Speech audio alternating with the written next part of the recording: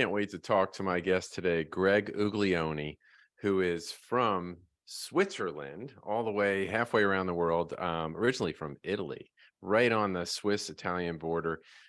Welcome to the show, Greg.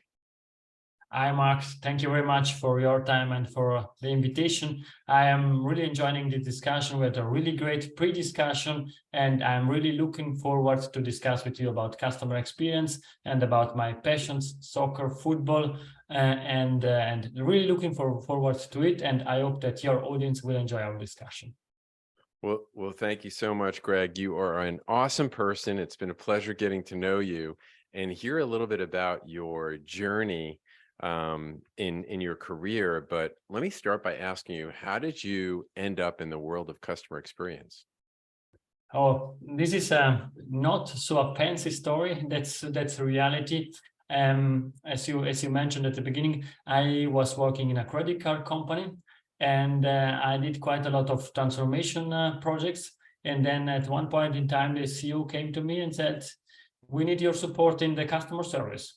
And I said, to be honest, I don't know a lot about customer service, but if you need me there, why not? And my journey in customer experience started with this question, where I answered to this question, yes. And I'm super happy that I took this decision. And then I started working really in a great department, the operations department, that at all was responsible for all contacts with the customer, back office, contact center, and everything like that. And the journey started, and with my new boss there, we started thinking about what we can do good for our customers. And it came out, okay, perhaps being a cost center, it's not the best way, or it's not so great. And therefore, let's think about way of coming out. We had a trip also around the world, finding out what are the best practices, what we can do. And we came back with some good ideas that we want to transform a cost center into a value center, customer-centric, and everything started from there. So that's really interesting. And by the way, I think I messed up on that. We were talking about Italian food before we got on the air, because that's one of my favorite kind of foods. And you tell me you do get to enjoy that. Your wife is one of the best cooks. But actually, you grew up in southern Switzerland, which is near the Italian border, right? Am I right? Right. Yes, that's correct. But, I think we are living in this outstanding world. And if it's left or right from one border, it's not so important. I think that the more important is what it's our mission, why we are there. And I think we are sharing these similar values. If it's Switzerland, if it's Italy, I think we have similar values, and that's the most important thing. All right. So going back to what you had said right before that, and value is you want to try to turn this from a cost center into a value center, right? So can you share with us a little bit about your journey along that path? Yes, sure. I think for you and a lot of your audience is quite clear. If you're a cost center, then you get measured about how many costs you have. In a contact center, you have a lot of employees, a lot of people that cost money. And if you need to reduce cost, the first place where people are looking, the board of directors is saying, okay, you have so many people in the company, let's cut 10%. And then in a contact center, you have a big problem. And what we said, it's every employee, every contact center representative is also creating value with these daily interactions with the customer. Let's start measuring in the simplest possible way how much value they are creating from a financial point of view. And then we started thinking about we retain customer, or we can cross-sell and we can upsell products.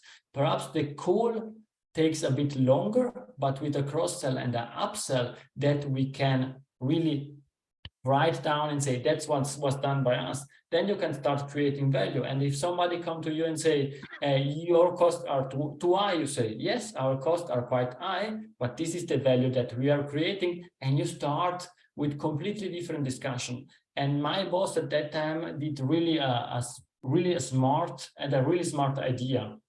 He was not calculating by himself how much value we created, but we went to the finance department and to the marketing department, and we agreed with them how to calculate that.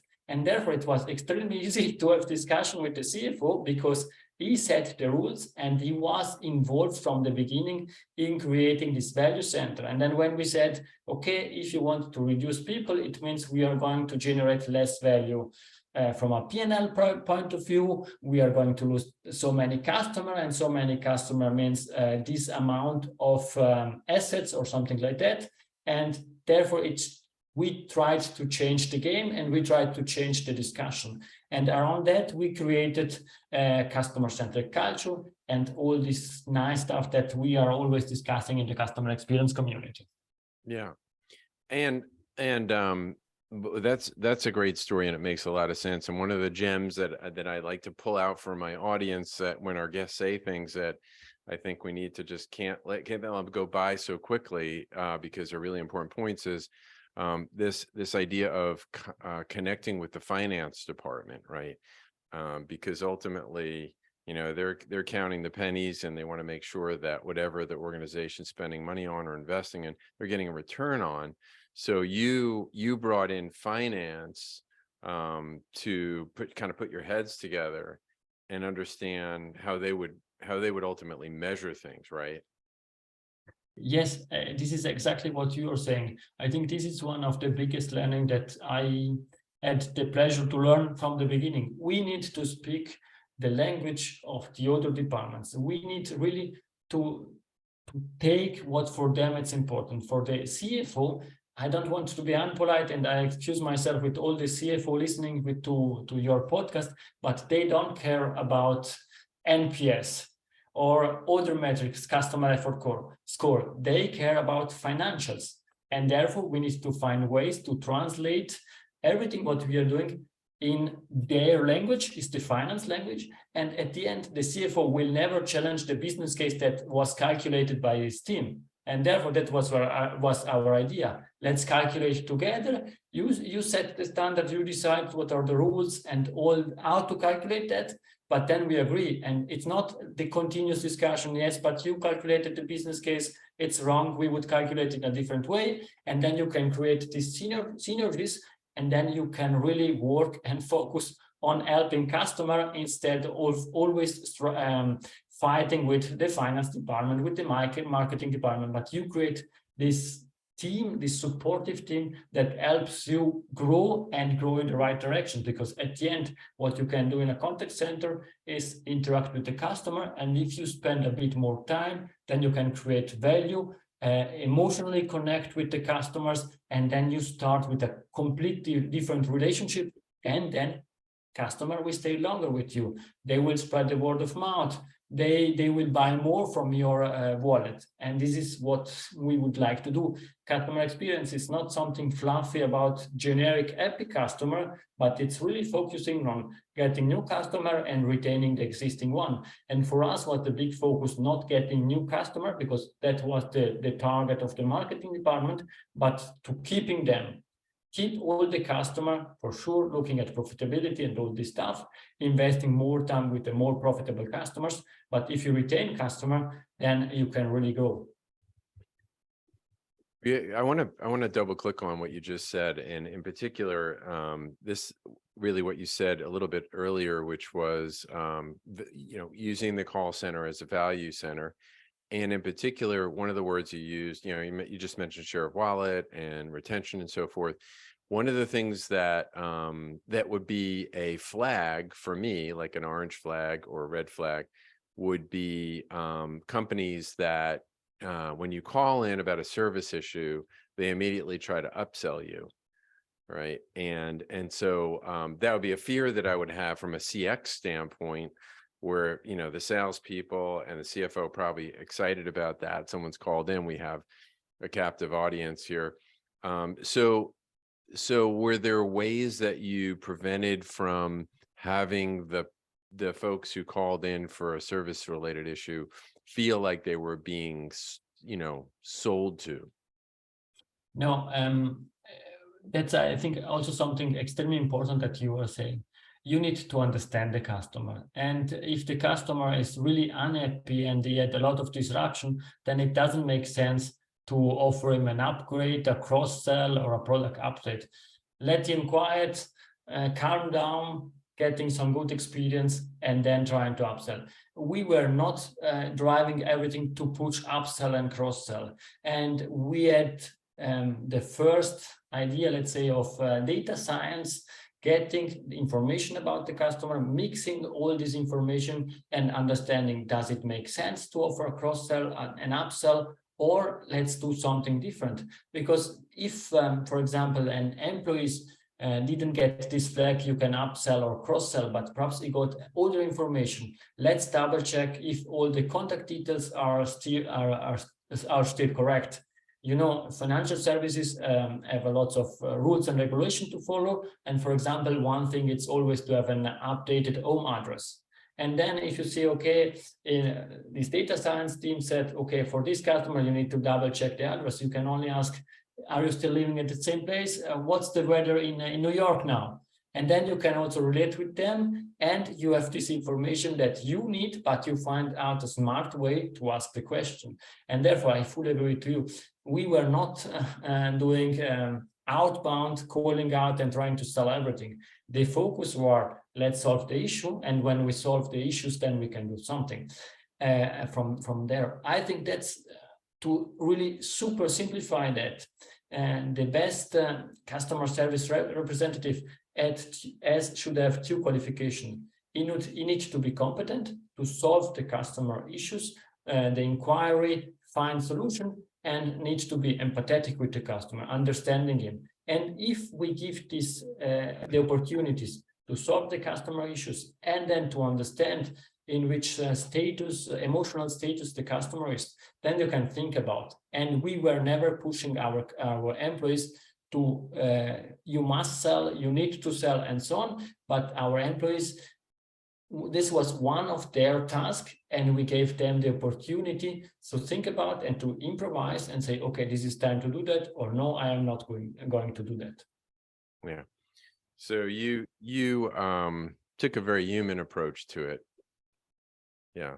Yes, but I think this is what I am preaching also with what I'm doing. It's not about business to business or business to consumer. We are in a human to human environment. And if you cannot create this relationship within a customer and an employee, if you don't have this trust level, then you will never sell something, even if the smallest thing, because if I don't trust you, then I will never buy from you. Yeah.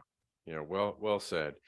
Well, one of the things you mentioned financial services, and I just want to dive into that a little bit more, because I know that you spent something like 10 years working for a credit card company, and then now you're working for a hospital there in Switzerland. Could you share with us, like, what are some of the biggest differences between financial and healthcare?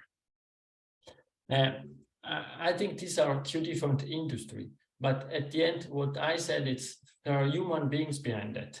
It's clear in a credit card company, the focus is the credit card need to work. You want to use the credit card to pay, to get your transactions, you get your miles, your loyalty program, and then you can have your experiences with the credit card. Coming out from a credit card business, then you can start finding out, okay, at the end, really paying, it's not the best part of an experience. If you go for vacation, if you go on a trip or to go to a restaurant, it's paying, it's always part of the experience, but it's, let's say, from a psychological point of view, a low level. And because you are giving money for something. And therefore, this is a type of experience. And for sure, being in an hospital and really seeing and feeling what why patients are there, what are their issues, with what they are struggling, it's different, but it's the same, because it's about what we can do for them in a credit card business or in a hospital as a patient. Our vision, I am responsible for the business transformation in this hospital in Switzerland. And there, our idea is really to simplify the life of our patient and of our employees. And we really try to have a human-centered focus, because at the end, these are human beings that struggles with something, have problems, and we want to help them. And I think this is really key to make their life better. It's the same in a credit card company or in an hospital, but the reason why they are coming to us, they are interacting with us, it's a bit different. Yeah. Well, thanks. So what I hear is really more similarities than differences when it comes to CX. Yes, and I think we can use and leverage a similar framework as you're doing, for example, human-centered design in a credit card company. You can do exactly the same. You can leverage the same framework, the same way of working, but then the outcome, it's different because you have different targets and these are completely different experiences. Okay. All right. Well, I'm gonna. That's really helpful to have someone who's been on both sides of it. I'm gonna pivot now into an area that has to do with the visual. That if you're listening on a podcast audio, you would miss this. So I'm going to try and describe the Greg. If you haven't seen Greg before, Greg has behind him an image of and forgive me, Greg, soccer field. So we're about to start the National Football League playoffs here in America, and they get ready and they work their way toward the Super Bowl. But football means something very different in Europe, as you know, and he's got behind him really that kind of football field and a hat that says CX goalkeeper. So what I'd like to do is, number one, tell us why you've got the CX goalkeeper and what lessons can we learn from football that apply to customer experience. Thank you very much. Yes, I decided to put my two passions together, and one is customer experience. I hope that you feel that from the first part of the discussion. And my other passion, it's soccer. For you Americans, for us, it's football. It's the one played with the feet. That's then quite clear what we are speaking about. And I was also a goalkeeper, and therefore CX goalkeeper. And I really could start speaking about what the great things that Disney is doing and how Amazon is great and what are the best practices from Ritz-Carlton. But I would be one more speaking about these great companies. And then I said, okay, I will try to differentiate myself from the others and try to find another way to explain why customer experience is so important. We always say customer experience is also extremely important to differentiate companies and find a way to stand out from the crowd, all these different opportunities. And I said, I put my two passions together. And therefore, for me, it's extremely simple to find example, to find ways to explain that. And perhaps I can start sharing one example. I think for most of the people, it's clear that sports in general, and in particular soccer or football, it's the experience business. You're in a stadium, it's the theater, and if we start thinking about what Joe Pine wrote in his book, The Experience Economy, it's really spending time in a stadium is time well spent. We are paying a lot of money to watch a soccer game or going to the stadium, and there, let's say, we spend roughly 90 minutes and a ticket costs $90, something like that. If we compare that with other experiences, like going to a movie, that's roughly 40 cents, 10 cents a minute. If we are going to the theater, it's a bit more. If we think about escape room, it's 40 to 50 cents for each minute. And therefore, we are spending a lot of money for this experience being there. What I shared with you is the money value of time. This is one of the theory that Joe Pine is sharing, is in the latest version of the book, The Experience Economy. Sometimes I explain that with this value, money value of time, or we can agree that it's really the experiences. And I often speak about fans. And my simplest example is fans like me, I'm a great big soccer fan. I'm emotionally involved. If my preferred team lose a match, I find way to, and I find excuses why they lost. And I said the referee is guilty, or the other team was better. But I'm still spreading positive word of mouth after a bad experience. And please don't share with the audience, and I hope that my wife is not listening to that, how much I spend for merchandise and for going to the stadium and all these important things. And I'm always coming back. And now my example, what I want to share is, think about companies. You have a bad experience with the company and you still continue coming back and you are still spreading positive word of mouth. I think every company is dreaming of having fans, like soccer fans, as customers. There you go. And it's funny you mentioned that, because my tagline, or my line for my business, it's Empowered CX, but it's turning indifferent customers into loyal fans. And I chose the word fan in particular because it just, what you said is, they stay with you through thick and thin, and obviously the loyalty, but they also, if they're a fan, they'll want to tell their friends about the experience they had. Exactly. I think that's extremely important, and I think we can learn a lot. Happy to share some insights. Let me know, and I start speaking. You need to stop me, because this is my passion. Well, I know this idea of getting feedback. If you can use a stadium analogy again, tell us how those two things come together.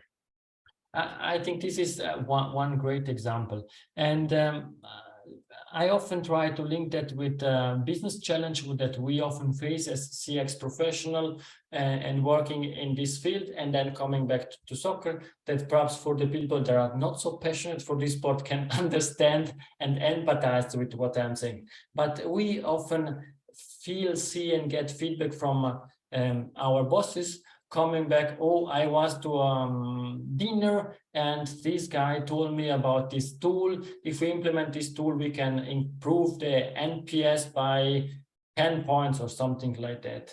And this is something that we are often facing. We try to introduce a new technology. We try to do something different without listening to our customers. And now let's take this example, what I shared, to a stadium. You are in a stadium, and the teammates, the team players are the employees. They are there, they are playing the game, and the stadium starts giving feedback. The fans, they can give positive feedback. Yes, go, let's do that, let's continue. Or they can share negative feedback because they are not happy. They are paying, and therefore they can also share negative feedbacks. If the team is not delivering, it's not working properly, and it's not playing properly, then they give negative feedback. Woo, run more, you should do this, you should do that. And this is unfiltered direct feedback. Let's think about employees, if they could get on their products, on the design of the products that they are doing, or back to our contact center example, if they could get direct, unfiltered feedback from the customer without the boss or somebody from another department filtering, we share only this feedback, we share only that feedback. And this is one type of feedback. The second type of feedback that we can leverage and we can learn from, it's the teammates. The team is on the field and they give themselves also feedback. The guy next to you telling to you, pay attention, somebody's coming from the left, or give the ball to this guy or to that guy. And they can motivate themselves or demotivate themselves because they are on the pitch and they can speak together. And they provide themselves feedback as they have specific target to win the game. They are really giving them feedback all together. Again, unfiltered, real time, you did well, or the next time try this or try that, and it's working pretty well. The third type of feedback that we can leverage, in business, we would name that the voice of the processes. In soccer, football, I name that the voice of the game. If your competitors in front of you, the other team, and you see that they are really strong on the left side, Then you say, okay, the feedback of this game is we shouldn't try to go on this side. We need to have a strong defense on this side. Let's try to go on the right side or on the middle, on something like that, and leverage the feedback from the game. How is the ball is flowing and so on. You can start trying to score goals from all the sides. And this is something that we should and we can really leverage in business. Feedback from the fans, from the customer, the feedback from the employees, and the feedback from the processes.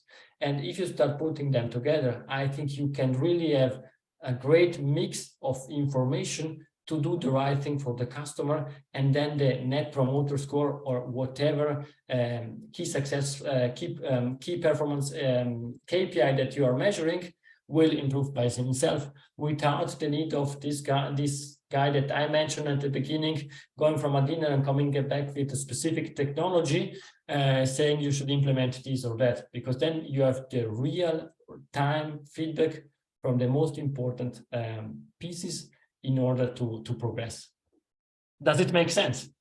Yeah, no, it does make sense. So the employees, right, the customers, and the processes, understanding the processes.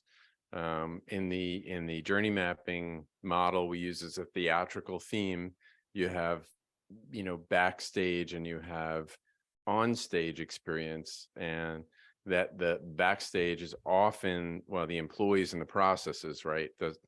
Not by definition, not the customers. And then the on-stage is customers and employees. Sometimes processes are part of that as well. So yeah, that makes perfect sense. So staying with the soccer, or the football analogy, so how do you win a championship? Oh, that's a good question. Also there, perhaps starting for a business challenge. And the business challenge that we often face is marketing department goes live with a new product, and then the contact center is struggling with all the calls that are coming in because the project forgot to update the knowledge management. Or the other example is IT forgot to upgrade lifecycle one tool, and the contact center agents or the department cannot work because they are struggling, and customers are calling in and they don't have the relevant information. And I think it's extremely relevant. If you want to win a championship, you need a strategy. And I see a lot of companies that started defining this customer experience strategy. To simplify with few words, is the to-be experience that you want to deliver to your customers, with the metrics, with the personas and all this stuff, and then creating an architecture behind that. Because if you have your strategy, then you start defining your architecture. And again, I name that customer service architecture, but it works also for customer experience. The customer experience architecture, that you have only one CRM tool, customer relationship management tool, that you have only one knowledge management tool, that you have a clear overview of all the channels that you are offering to your customer. It's phone, it's chat, it's WhatsApp, it's, I don't know which channels are available. There are a lot.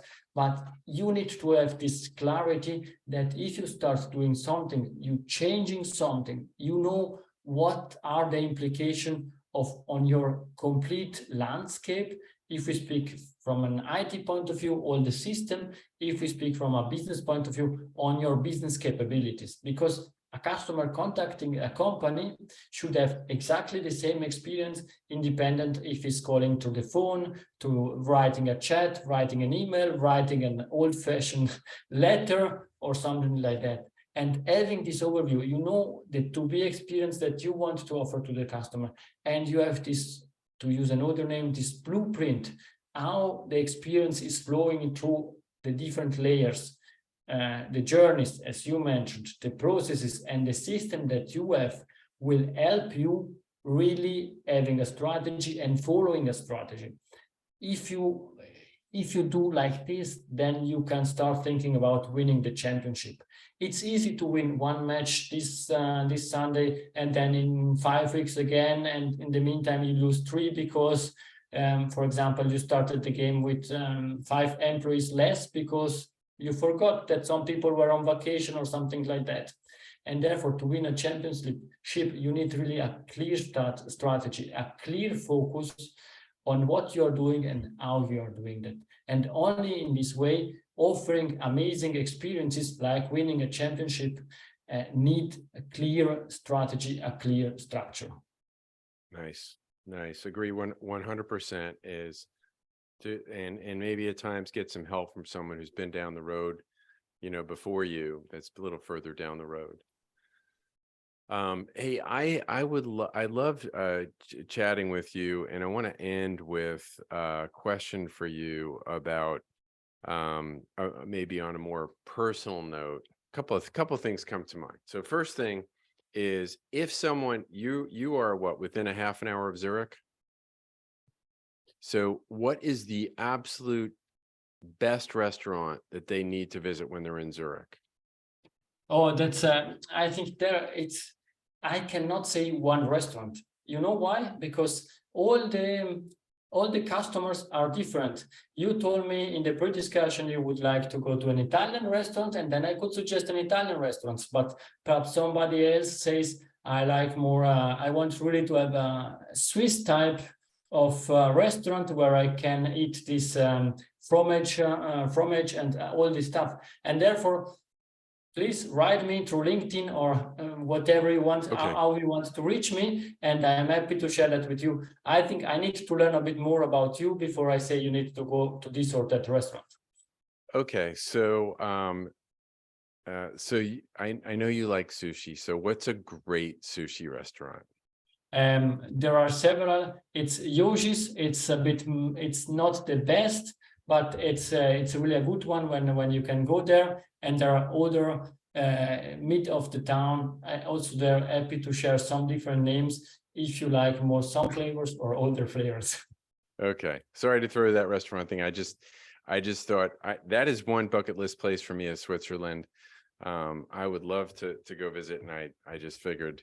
Mark, if you are coming to Switzerland, that you are my guest, and therefore then I would ask my wife to cook for us. Even better. But another question I have for you is, if somebody wanted to get a hold of you and check in with you on anything, what's the best way for them to reach you? It's LinkedIn. I'm very active, and if somebody would like to get additional information, it's cxgoalkeeper.com. There you can find my website.